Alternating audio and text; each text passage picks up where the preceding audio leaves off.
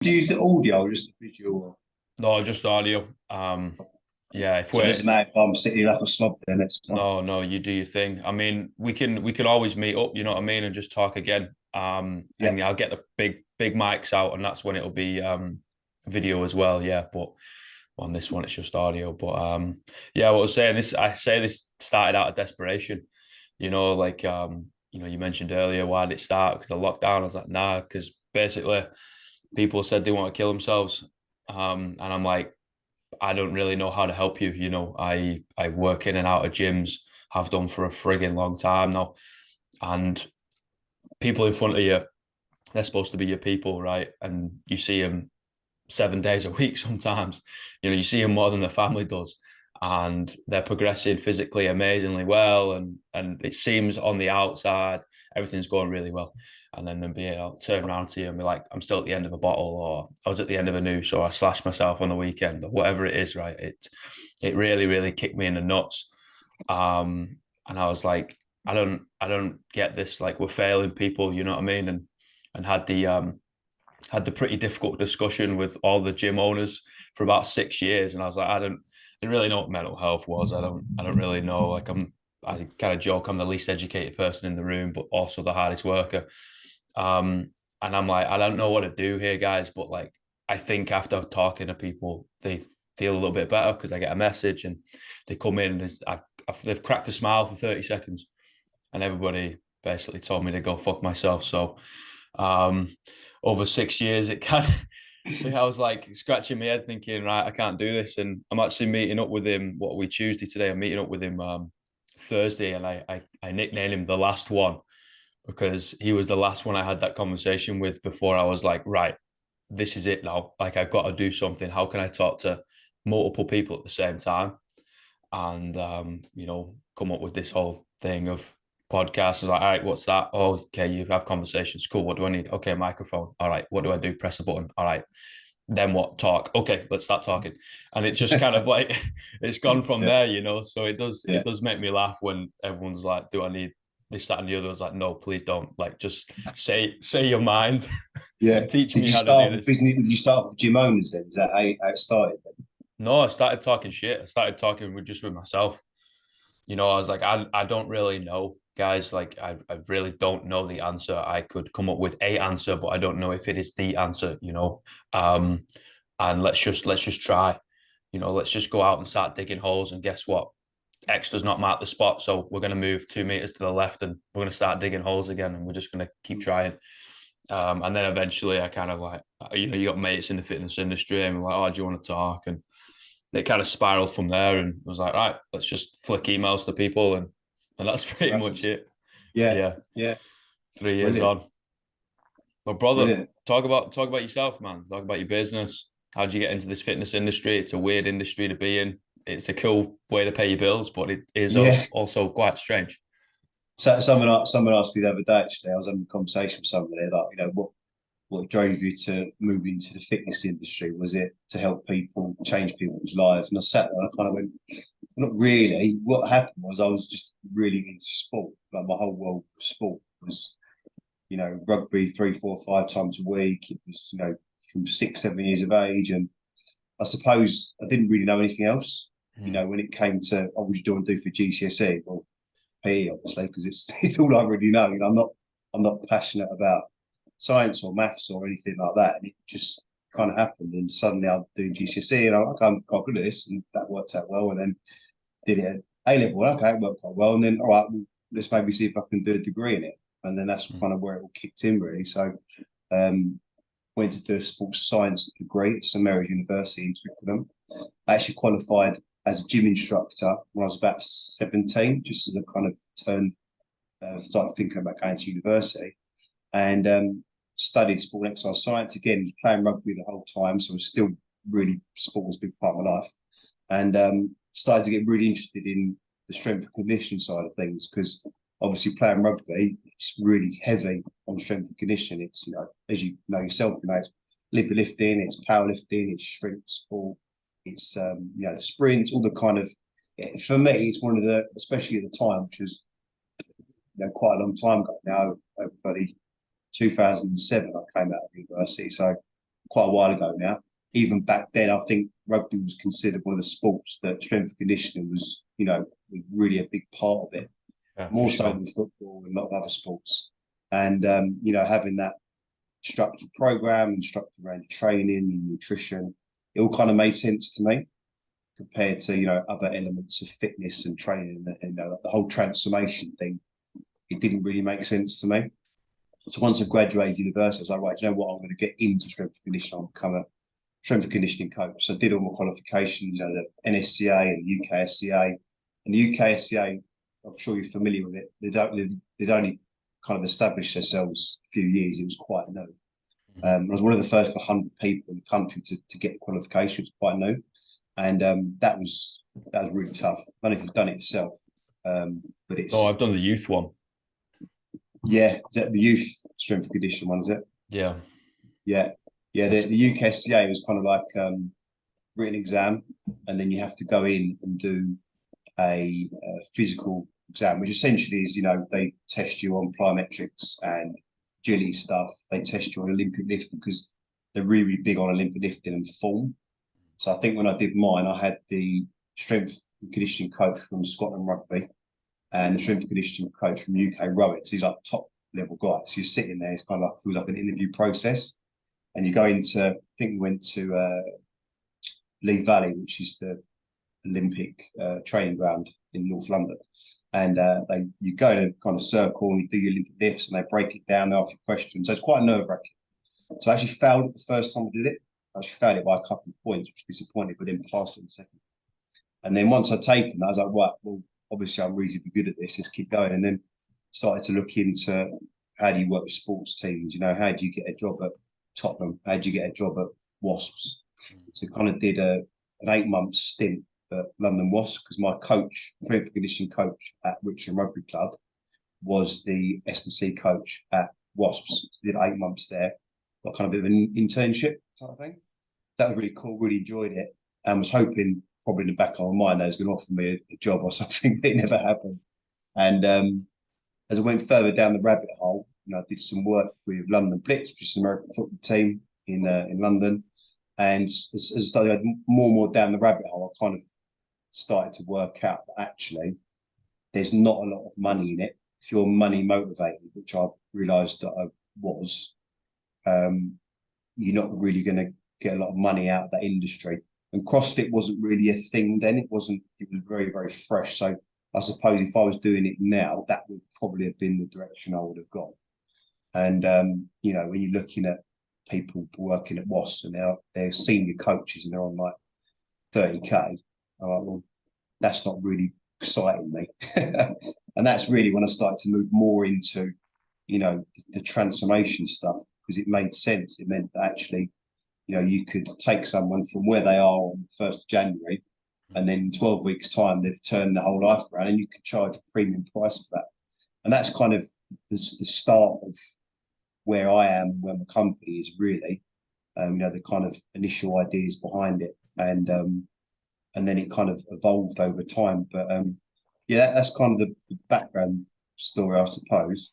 And so essentially, I've got a company called Truth Fitness, and we specialise in business leaders. So we work exclusively with business owners, senior executives, and people that are in those kind of senior roles. And generally speaking, the industries we work with, because we were based in the city of London, we used to operate gyms for members clubs in the city, and we kind of picked up insurance, finance, fintech, because really that was the hub of it.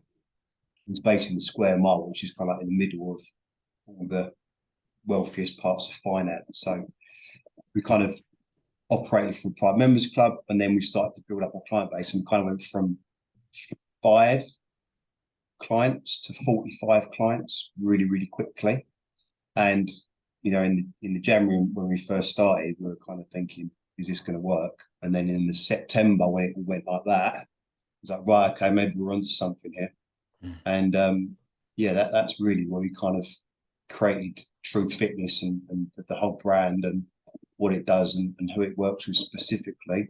And obviously, we've been on a journey since then because COVID happened to all of us. Yeah. We've all got a COVID story as well. Yeah, 100%. But I think it's really necessary, right? Like the fitness industry is such an umbrella industry, right? And everyone's got their own little niche and everybody works with either grassroots kids or the top, right? And I think it's needed all over, and I think it's coming out, especially these years, right? 2022 turning 2023 of like, oh, okay, I can't just like be an entrepreneur or whatever and just go hard and be a CEO of this business and make a absolute bucket ton of money because probably going to die of stress at 55 or whatever it is, right? And you're like, oh, if I look after my health a little bit more, work a little bit less, I can also earn a little bit more, be better boss, and life just gets a little bit better, right? And I think everybody is turning that page a little bit more now of just like, oh, okay, we need to concentrate on our health, on our fitness, mobility, longevity. Modern medicine's keeping us alive a little bit longer, which is fantastic.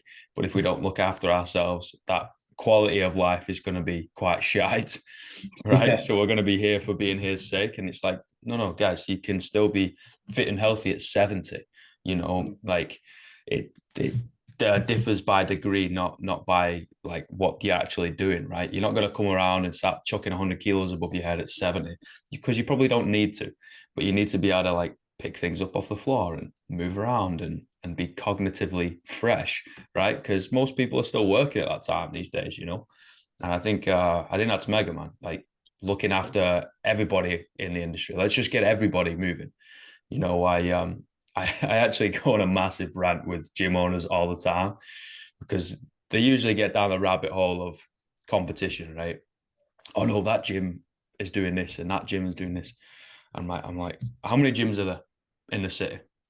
So, there might be 10, let's say there's 10 CrossFit gyms. I'm like, cool. What's the capacity? 150. Cool. That's not a lot of people. There's more than 1,500 people in the city. You're yeah, not in competition. And then think of the country, and then think of the world. There's a lot of yeah, people. We've yeah, just absolutely. surpassed 8 billion, right?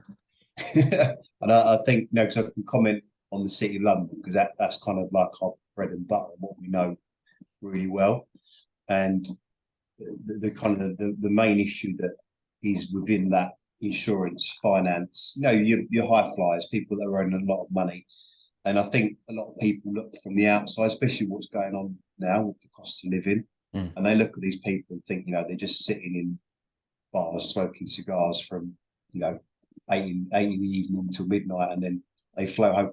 But most of them are really broken, but they're in really, really bad nick Yes. because, yes, they get paid a lot of money, but they work for it, man. I could name you, I won't name names, obviously, CEOs of big insurance firms that never see their family, like ever.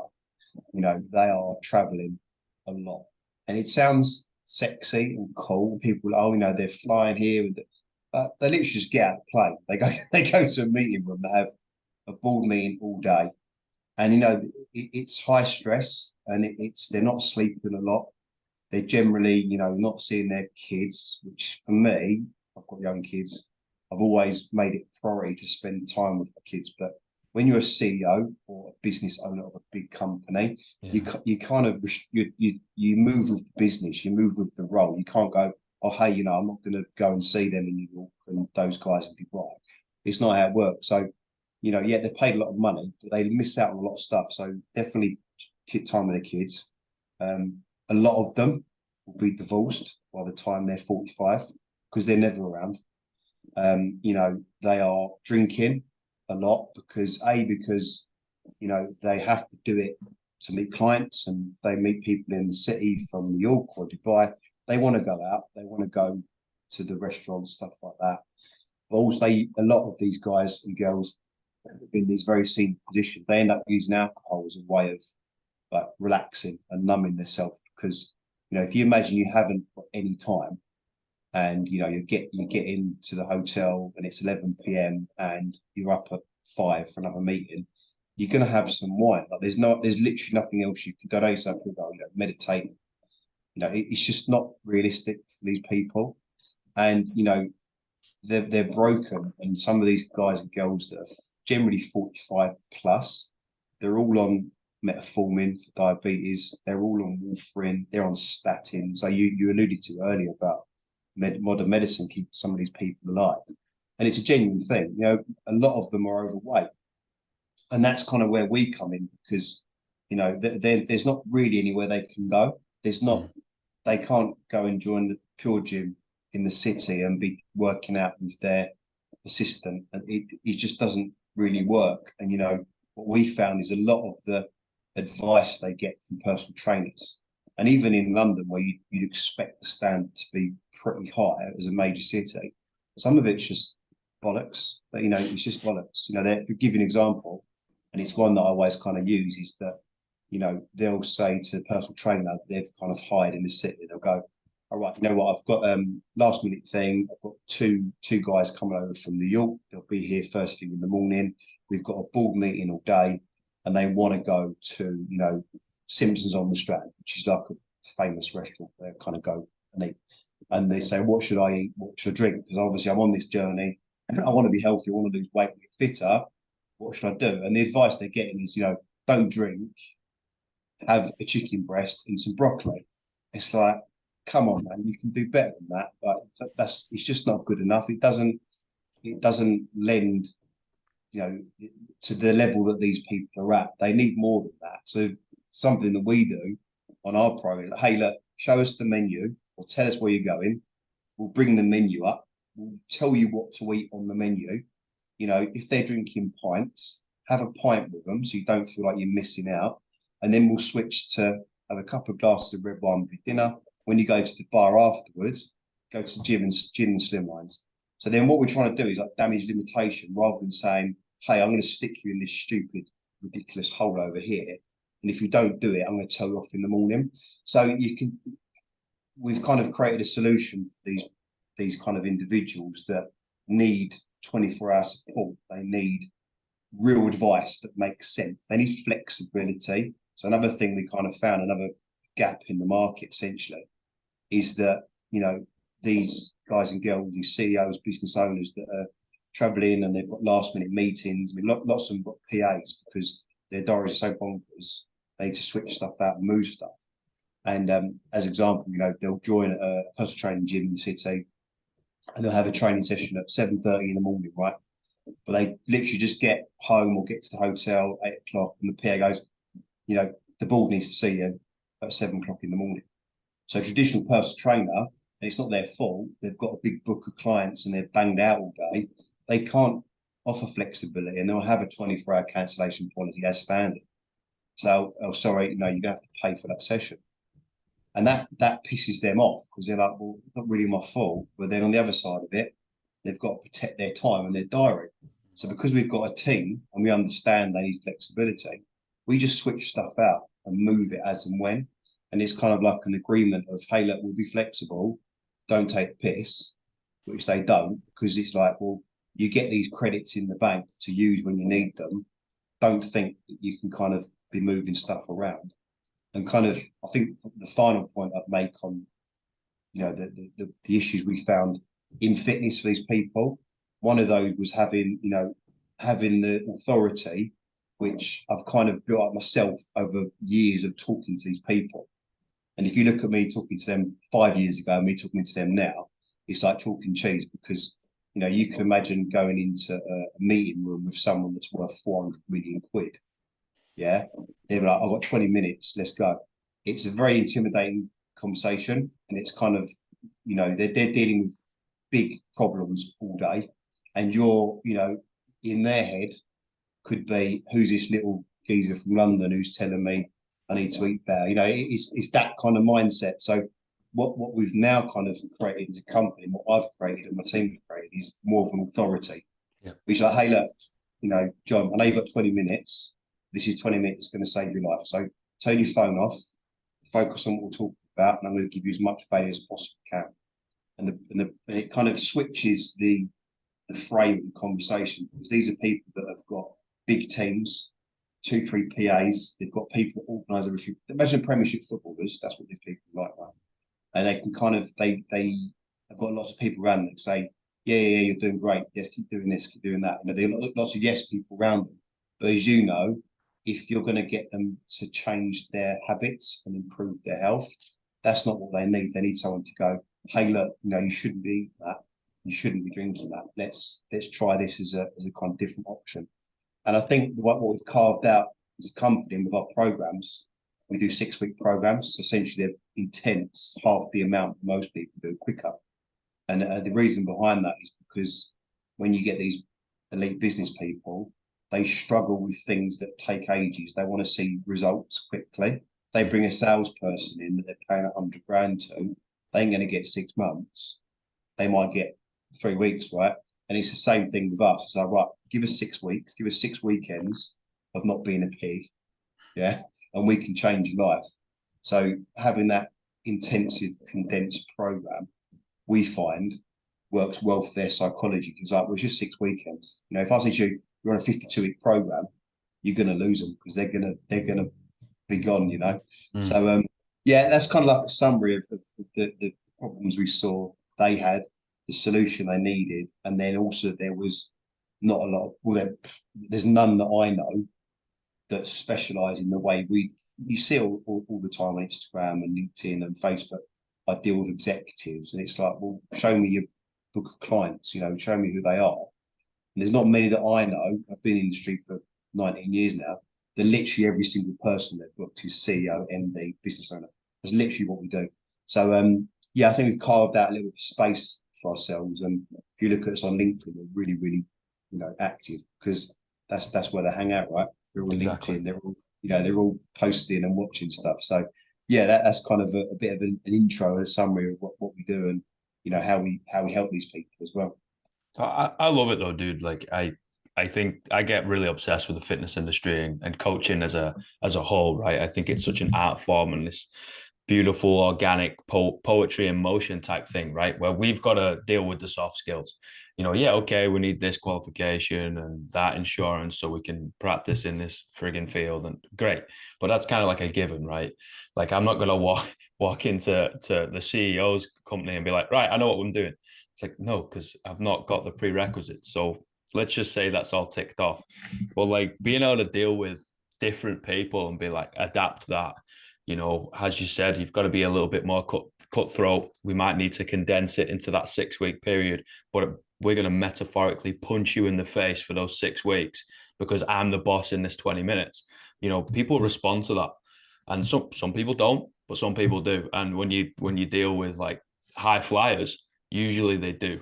You know, I don't have a lot of experience dealing with a lot of these you know executives or whatever, but I do have a lot of experience with like military high up, like really fucking crazy high up military. Like, this is a bit weird, or bankers and stuff like that, and they come in, and yeah, I found like when they come into a normal gym, just a Joe Blogs CrossFit gym, you know, me potting out mouth northerner, they kind of relate to that a little bit because it's different.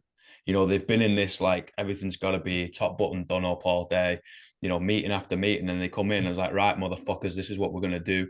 This is gonna hurt like shit, but Yeah. good. That's why we're here. But we've only got another 48 minutes. Suck it up, princess. You know, like let's get it done. You know, and it's kind of this contrast, and it switches their brain of like, oh, I'm no longer in work mode, right? However, I can really empathize with, oh, I'm the boss. I'm up here. I make all the decisions. And then you walk in the room and was like, oh, okay, I'm no longer the boss. Oh, I've just got to follow what you say. Okay, cool. Like let's do that. And it's refreshing. It's able to give them a little bit of a switch off. You know, that is their meditation at the end of the day, rather than just like smashing those bottles every day. In a lot of it, you know, it's ego. You know, a lot of Yeah. them come with big ego. It's, you know, this there's not be around the bush. These are people that've got a lot of money. They you know Mm-hmm. that they earn a lot of money. There's nothing they can't afford or do. Mm-hmm. You know, if you look at it from a financial point of view, they've cracked it. They've won at life, right? And it's the other bits that fail. So health, as you said, is something that is getting broken because of getting into that. And you know, it's few and far between. You see people like Steve Bartlett and stuff who looks really good shape, really not stressed. That's not normal. You know, that's a tiny snippet of actual reality because most, you know, millionaires and billionaires, they're generally older. You know, they're 45, 50, 60, 70. That's the that's the majority of these people. So, they're older, they've not looked after themselves for years and their body breaks down. And then as a result of that, then relationships suffer because, they're not home, they're not healthy, they're not able to do stuff, they've got pain, they can't play with grandkids, can't play with kids. So it's like the whole kind of, holistic approach to them getting results is, hey, yeah, I know you're the boss in this world, but now you're kind of in our world. And you've said, when you get someone that's high up in the gym, they suddenly go, oh shit, I'm not the boss here. I'm not running the show, because it's like, this is what you need to hear. We always say we're called truth for a reason. We're going to be honest with you, and we're going to say what you need to hear, not what you want. You're 55 years of age, you're 5 stone overweight, you're metformin, you're on statins, you're on warfarin. Like, what world do you live in? You're about to have a heart attack. Like, literally on this conversation, you could drop down dead. That's how high risk you are at the moment. If you don't fix this, the one that always gets them, but especially the guys, is, how do you feel if another man walked your daughter down the aisle? Yeah. And they go, oh shit. And now I get it. I bet the shame up a bit quickly. Yeah. Yeah. I guess I want to make a side note for people that aren't in the fitness industry, right? Listening of like the talk about ego and being able to like shift the dynamic of the room has got nothing to do with being a big dick. It's got nothing to do with that. It's like understanding the human being in front of you, understanding their psyche and how they work and pretty much their day-to-day life, and then be like, okay, cool. How do I adapt the way I communicate myself to help this person?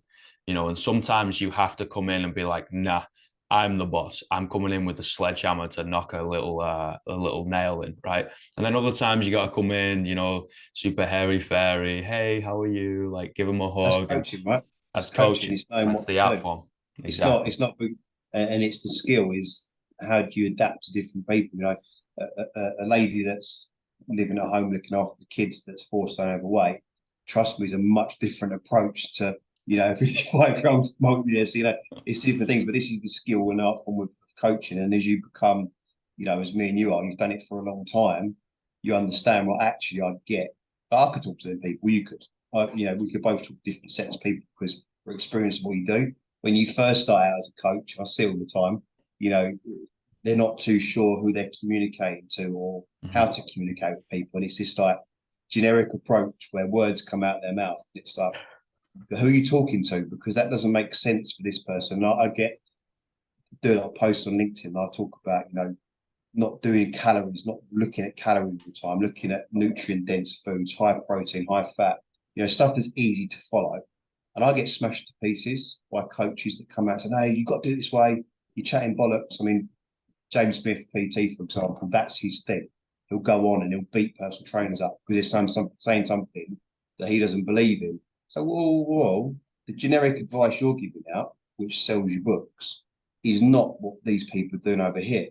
So rather than getting your big hammer out and smashing personal trainers and coaches to pieces, which I think is a bit dickish, to be honest with you, I would never think to dig you out or your methodology. I just think it's nasty.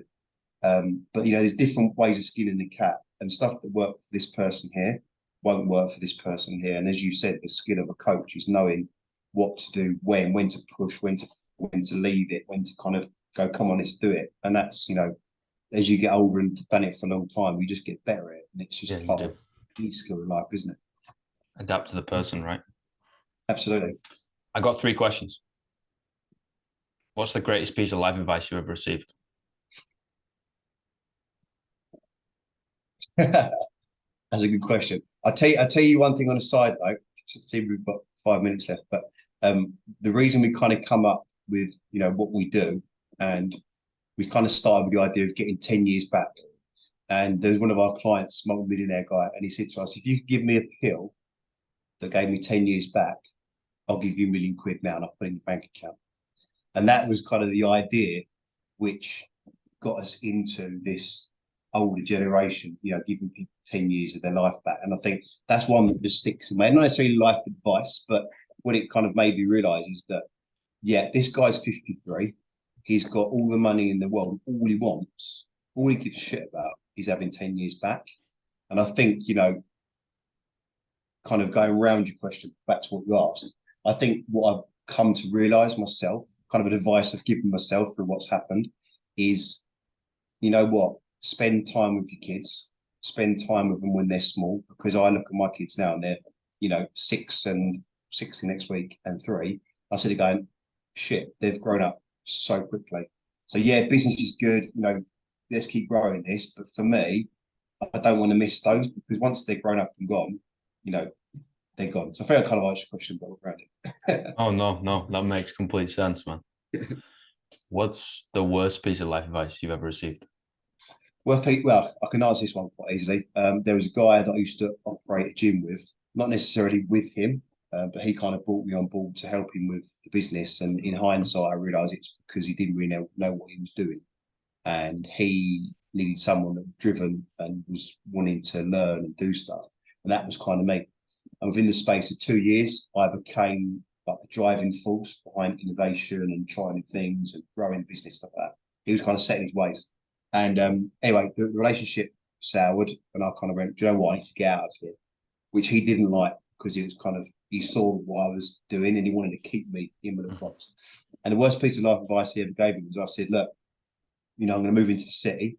I'm going to go and do myself a business and I'm going to charge at the time 60 or £70 an hour.